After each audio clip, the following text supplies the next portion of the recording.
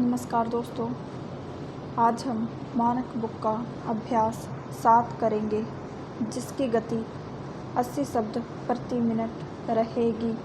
So be ready, start. आदरणीय महोदय, प्रदेशों के खाद्य मंत्रियों के 2 दिन के सम्मेलन के बाद केंद्रीय खाद्य मंत्री ने बताया है कि अगले अप्रैल में गेहूं और धान का थोक व्यापार सरकार अपने हाथ में ले लेगी।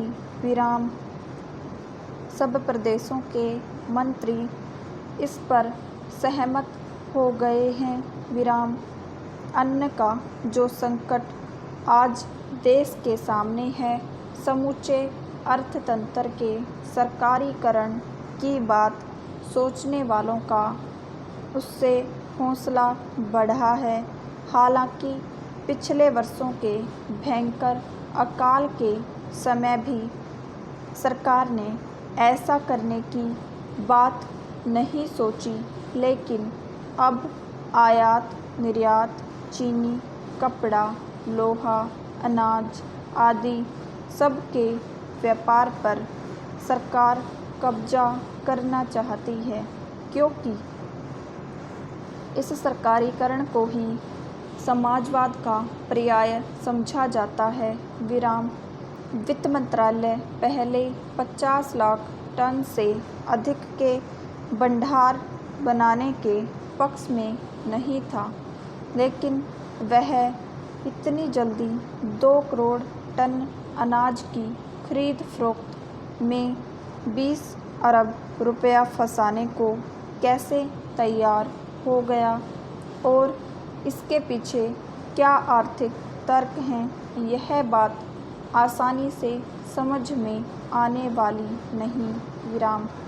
अभी तक सिर्फ 6 प्रदेश ही इस क्षेत्र में कदम बढ़ाने को तैयार थे, लेकिन अब सब प्रदेशों ने किस आधार पर इस फैसले का स्वागत किया, इसके कारण भी स्पष्ट नहीं। विराम।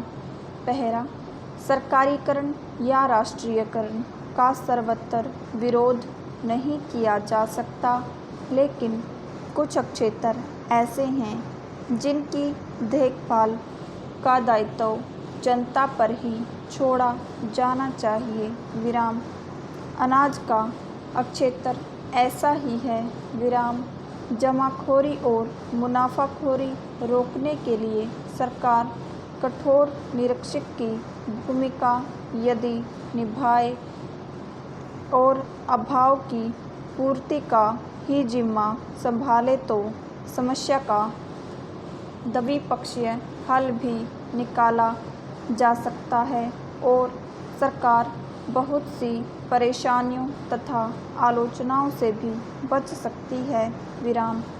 लेकिन अब जो कदम उठाया जा रहा है, उसका परिणाम इससे भिन्न न होगा कि जनता की पहल खत्म होती जाएगी। विराम।